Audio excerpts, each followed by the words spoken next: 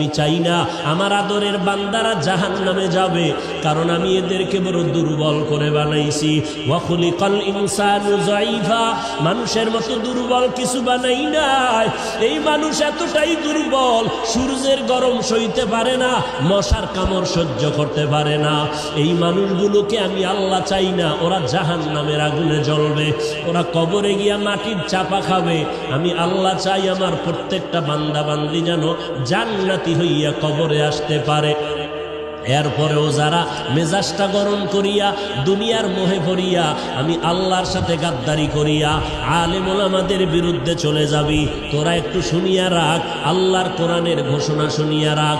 আল্লাহর কোরআনটা কেমন সত্য, আজও পর্যন্ত কোরআনের চ্যালেঞ্জ কোনো বেঈমান গ্রহণ করতে পারে নাই। আজও পর্যন্ত কোরআনে একটা ভুল কেউ বের করতে পারে নাই। ওই কোরআনটা এত সত্যই যে বিধর্মীরা চ্যালেঞ্জ দিয়া কোরআনের ভুল বের করতে গিয়া কালেমা পরে মুসলমান হয়ে গেল, হিন্দু মুসলমান হলো, ইহুদি মুসলমান হলো, খ্রিস্টানেরা মুসলমান হলো, বৌদ্ধ ধর্মের লোকেরা মুসলমান হয়ে গেল। আমার নবী কেমন সত্যবাদী নবী, 63 বছর জীবনে ভুলেও কখনো একটা মিথ্যা কথা বলেন নাই। ও এলাকার মুসলমান, একটা মানুষ দ্বিতীয় একটা মানুষের নাম বলো। এত আদর্শের গান গাইলা, আব্রাহাম লিঙ্কনের আদর্শ, মাও সেতুনের আদর্শ, লেনিন কালমার্সের আদর্শ, প্লেটোর আদর্শ, এমন একটা আদর্শের গার্ডিয়ানের নাম বলো যেই বান্দার জীবনে মিথ্যা বলে নাই। দুনিয়াতে একটা মানুষ, একজন ব্যক্তি রহমাতুল লিল আলামিন, কেমন নবী আমার যার জীবনে 63 বছর হায়াতে ভুলেও কোনো একটা মিথ্যা কথা বলেন নাই। বেঈমানেরা পর্যন্ত আমার নবীকে সততার কারণে কি উপাধি দিয়েছিল বলো? আল আমিন উপাধি দিয়েছিল। ওই নবীর কথা সত্য। এ নবীর উম্মতেরা মাথায় আল্লাহ বেরেন দিয়েছে, একটু চিন্তা কর। যদি কোনো ধোকায় পড়িয়া থাকো অন্তরের একটু জিজ্ঞাসা কর, ওরে যদি বুঝি হুজুরে মিথ্যা কয়, লক্ষ লক্ষ নবীরা তো মিথ্যা বলতে পারেন না, লক্ষ লক্ষ সাহাবায়ে কেরাম মিথ্যা বলতে পারেন না, লক্ষ কোটি কোটি ওলামায়ে কেরাম মিথ্যা বলতে পারেন না। নবীদের কোনো গুনাহ নাই, এরপরও মরণ পর্যন্ত কান্না আওয়াজ। অন্ধকার কবরে আমি একা কেমন করে থাকবো? সাহাবায়ে কেরাম মিথ্যা বলেন নাই। এত বড় বুজুর্গ, এত বড় তাকওয়াওয়ালা, এত বড় ইলমওয়ালা, এত বড় আমলওয়ালা, এরপর মরণ পর্যন্ত কান্না করলেন। আবু বকর কত দামি, নবীর প্রধান খলিফা, সারা দুনিয়ার মুমিনের নেক আমল যদি এক পাল্লায় দেওয়া হয়, আবু বকরের নেকের পাল্লা ভারী হয়ে যাবে।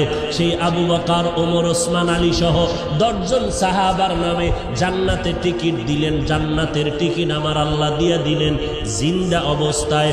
সেই আবু বকরের মতো বান্দা একটা বকরির বাচ্চা হাতের মধ্যে ধরিয়া কয়, এ বকরির বাচ্চা, আজকে তোর কপাল ভালো, আমি আবু বকরের কপাল বড় ভয়ঙ্কর, তোরে মানুষ জবাই করিয়া খেয়ে ফেলবে। আমি আবু বকরের কি পরিণাম ফল হবে জানা নাই।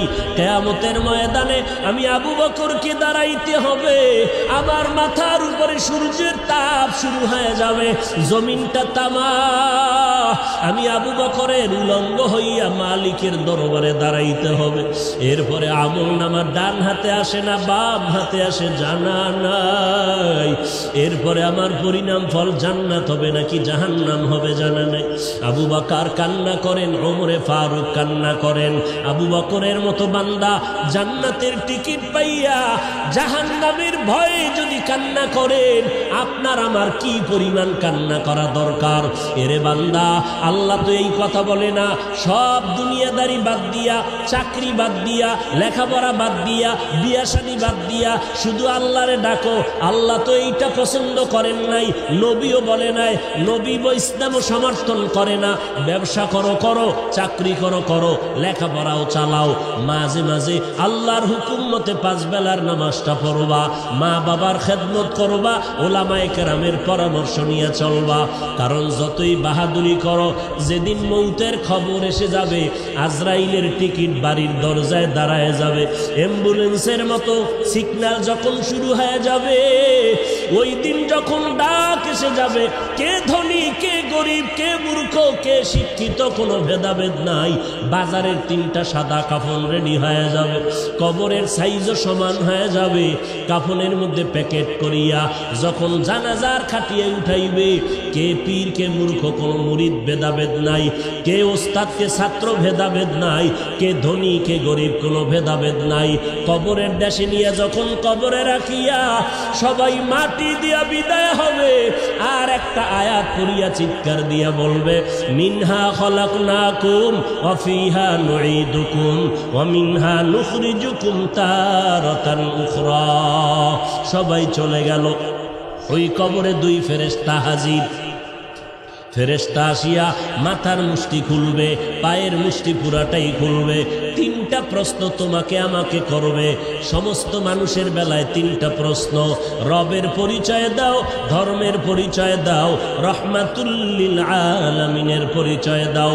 মদিনার নবী বলেন, যারা দুনিয়াতে রবের গোলামি করে যাবে তারা কবরে গিয়া জবাব দিবে, রব্বি আল্লাহ, আমার রব একমাত্র কে।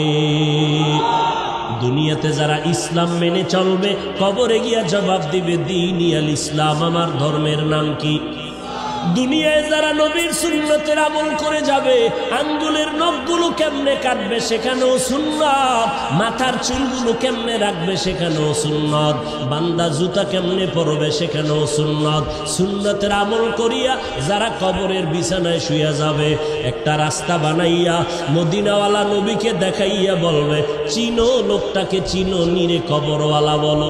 যারা আমার মাওলার মোহাব্বতে নবীজিরা আশেক হইয়া কবরে যাবে, নবীরা আশেকেরা নবীরে দেখিয়া চিনে ফেলবে, বলবি নি তো আমার মায়ার নবী। যেই নবীকে না দেখিয়া টুপি পরলাম, দাড়ি রাখলাম, কত মানুষ টুপিওয়ালা বলে গালি দিল, দাড়িওয়ালা বলে গালি দিল, তারপরও টুপি ফালাই নাই, দাড়ি ফালাই নাই। আল্লাহর নবীর সুন্নতের মেসওয়াকটা পকেটে নিয়ে চলছি, কত মানুষ কত উপহাস করেছে, তারপরও সুন্নাত সারি নাই। নবীজি বলেন, সাথে সাথে আল্লাহ তাআলার গায়বী আওয়াজ এসে যাবে। আল্লাহ কুদরতের আওয়াজ দিয়ে বলবে, এরে ফেরেশতা, আমার বান্দারে আর কষ্ট দিও না, তাড়াতাড়ি জান্নাতের বিছানাটা কবরে বিছাইয়া দাও, জান্নাতের সাথে রাস্তা বানাইয়া দাও, আমার বান্দারে বেশি ডিস্টার্ব করিও না। আমার বান্দা দুনিয়াতে কষ্ট কম করে নাই, ঠিক মতো খানার প্লেট নিয়ে খাইতে পারে নাই, রাতের বেলা ঘুমাইতে পারে নাই, সবাই ঘুমাইয়া গেছে, আর আমার বান্দাটা ঘুমের মধ্যে শেষ রাত্র যখন হলো, সুন্দর করে অজু বানাইয়া যায় নামাজ বিছাইয়া সিজদায় গিয়া কান্না করে বলেছে, হে মালিক,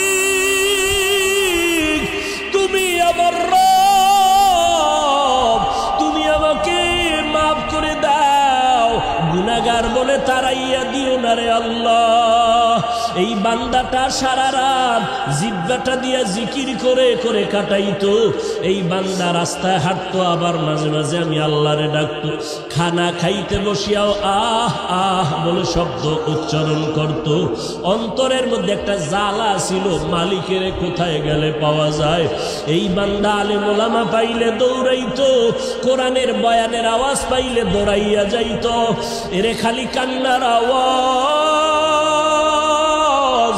আল্লাহ পাক বলবে, আর দেরি করিও না, তাড়াতাড়ি আমার বান্দারে ঘুমের ব্যবস্থা করে দাও। জান্নাতের হাওয়া বাতাস পাইয়া আমার বান্দা জাহান কবরের মধ্যে আরামে ঘুমাবে, কেউ ডিস্টার্ব করবে না, কিয়ামত পর্যন্ত আমার বান্দা ঘুমাইতে থাকবে। মদিনার নবী আফসোস করে বলেন, যারা রবের গোলামি না করিয়া কবরে যাবে, ইসলাম না মানিয়া কবরে যাবে, সুন্নতের আমল না করিয়া কবরে যাবে, এই কবরে যাওয়ার পরে নাফার 3টা প্রশ্ন করা হবে। রবের পরিচয় দাও, ধর্মের পরিচয় দাও, রহমাতুল লিল আলামিনের পরিচয় দাও। যখন এই প্রশ্ন করা হবে, মদিনার নবী আফসোস করে বলে, গুনাহগার তো জবাব দিতে পারবে না, শুধু একটা শব্দ বলবে, হা হা লা আদরি, হা হা লা আদরি। আফসোস, বড় আফসোস, আমি কিছুই জানি না, কিছুই জানি না। নবীজি বলেন সাথে সাথে আমার আল্লাহ গাইবী আওয়াজ দিয়া বলবেন, কুদরতের আওয়াজ দিয়া, এ কবরের ফেরেশতা, এই নাফরমানের আর সুযোগ দিয়া লাভ নাই। আমি আল্লাহ দুনিয়াতে কম সুযোগ দেই নাই। আমার দেওয়া চাঁদের আলো, সূর্যের আলো ভোগ করলো, আমার দেওয়া পানি, আমার দেওয়া বাতাস, আমার দেওয়া নদীর মাছ, গাছের ফল খাইয়া, জমিনের ফসল খাইয়া এই কপাল পোড়া একবারও আলহামদুলিল্লাহ বলে নাই। ওলামায়ে কেরাম পায়ে ধরে ধরে নামাজের কথা বলতো। এই নাফরমান গুনাহগার আজান শুনিয়া একবারও মসজিদে গিয়া নামাজ আদায় করে নাই। এমন কপাল ভরা, নিজেও টুপি পরে নাই, যারা টুপি পরতো তাদেরকেও পছন্দ করে নাই, নিজেও দাড়িটা লম্বা করে নাই, যারা দাড়ি লম্বা করতো তাদেরকেও পছন্দ করে নাই, নিজেও পর্দা করে নাই, যারা পর্দা করতো তাদেরকেও পছন্দ করে নাই, নিজেও পাগড়ি পরে নাই, যারা পাগড়ি পরতো তাদেরও পছন্দ করে নাই, নিজেও আমি আল্লাহর জিকির করে নাই, যারা জিকির করতো তাদেরকেও পছন্দ করে নাই। এই নাফরমানকে আর সুযোগ দিয়া লাভ নাই। এখনই কবরের মধ্যে জাহান্নামের বিছানাটা বিছাইয়া দাও, জাহান্নামের সাথে রাস্তা বানাইয়া দাও। জাহান্নামের আগুন কবর ভরে যাবে, একটা না, দুইটা না, 70 থেকে 99টা সাপ কবর এসে ভরে যাবে। মদিনার নবী বলেন, ও দুনিয়ার মানুষ, জাহান্নামের কথা যখন কানে আসবে, আল্লাহর কাছে ক্ষমা চাওয়ার চোখের পানি ছেড়ে তওবা করো। এর বৃদ্ধ বাবাজি, ও পর্দার আড়ালের মা বোনেরা, ও যুবকেরা, কয়দিন আর যৌবনের বাহাদুরি করবা? এই দুনিয়া কিছুই না। ওরে আমার মাওলার ধরা তো বড় কঠিন। এই মহামারীতে কত প্রাণ চলে গেল রে বাবা। ওই সাদা কাপড়ের প্যাকেট যেদিন হয়ে যাইবা, কে আপন কে পর কেউ সাথে নাই, সবাই জামাটা খুলিয়া বেলেট দিয়া গেঞ্জিটা কেটে রেখে দিবে। ওই মাটির কবরে যখন নিবে, কেমনে তুমি কবরে একা একা থাকবা? আজকে বাতি ছাড়ায় অন্ধকার রুমে একা থাকতে বড় ভয় পাই। ওরে আল্লাহর বান্দারা, একটু নিজের গুনার দিয়ে তাকাইয়া তওবা করো, আর আমার আল্লাহকে ডাক দিয়া বলো, হে মালিক, এই ময়দানে আমার মতো অপরাধী কেউ নাই। কপাল বুঝি পুড়িয়া গেল, গুনার কারণে দিলটা পাথর, চোখে পানিও নাই। আয় আল্লাহ, দিলটা নরম করে কান্নাওয়ালা চক্ষু দান করে দাও। আমার আল্লাহর ধরা বড় কঠিন। অন্ধকার কবরে বান্দা যখন যাবে গুনাহগার, আল্লাহর নবী বলেন, আমার আল্লাহ রাগান্বিত হইয়া কুদরতের আওয়াজ দিয়া বলবেন, এরে কবরের মাটি, এই গুনাহগারের দুই পার্শ্ব থেকে জোরে জোরে চাপ দাও। এত জোরে চাপ দিবে পাজরের হাড্ডি চুরমার হয়ে যাবে। ও আল্লাহর বান্দার একটা মশার কামড় সইতে পারি না।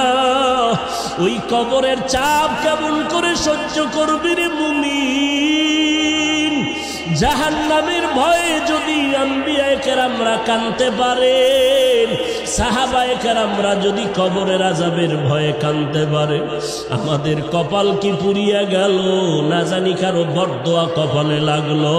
চোখে কেন পানি নাই? জাহান্নামের ভয় নাই। ওরে চক্ষু দুইটা বন্ধ করে আল্লাহকে ডাকো, আর বলো, হে মালিক, গুনাহগার হইয়া ময়দানে বসছি, গুনাহ নিয়ে আর ময়দান থেকে ঘরে যেতে চাই না। আয় আল্লাহ, গুনার কারণে আমার হাত না পাক, আমার জিহ্বা না পাক, আমার চোখ দুটো না পাক। আয় আল্লাহ, আপনার মতো দয়াময় কেউ নাই। আয় আল্লাহ, গুনাহগার বলিয়া তারাইয়া দিয়েন না রে আল্লাহ। আর গুনার কাছেও যাব না, মা বাবারে কষ্ট দেব না, নামাজ ছাড়বো না, বেপরদায় চলবো না, দাড়ি কাটবো না, ওলামায়ে কেরামের বিরোধিতা করব না। আজকে থেকে তওবা করে নিলাম। তওবার খাঁটি নিয়ত যদি অন্তরে থাকে, খাঁটি তওবার নিয়তে আমার মাওলাকে বলতে থাকো, দিলটা নরম করো, আল্লাহকে বলো, হে আল্লাহ আজকে থেকে তওবার খাঁটি নিয়ত করলাম। রিজিকের মালিক আল্লাহ, হায়াতের মালিক আল্লাহ, ইজ্জতের মালিক আল্লাহ। অতএব দুনিয়ার কাউকে ভয় করিয়া লাভ নাই, কারো গোলাম হইয়া লাভ নাই। আল্লাহ যেদিন ডাক দিবে আমারে কেউ ধরে রাখতে পারবে না। রিজিকের ব্যবস্থা আল্লাহ করবেন। অতএব রিজিকের জন্য কারো পায়ের কাছে যাওয়ারও প্রয়োজন নাই। আল্লাহ আজকে থেকে আপনার গোলামি করব, নামাজ পড়ব, নবীর তরিকায় চলব, মা বাবার দোয়া নিয়ে চলব, ওলামায়ে কেরামের বিরুদ্ধে যাব না। তওবা করার যদি খাঁটি অন্তরে নিয়ত হয়, মুনাফিকি যদি না থাকে, খাঁটি তওবার নিয়তে দুটো হাত আল্লাহকে দেখাইয়া দাও। আয় আল্লাহ মেহেরবানি করে হাতগুলো কবুল করে নেন, তওবা কবুল করে নেন, তওবার উপরে মজবুত হইয়া চলার তৌফিক দান করেন, আমিন।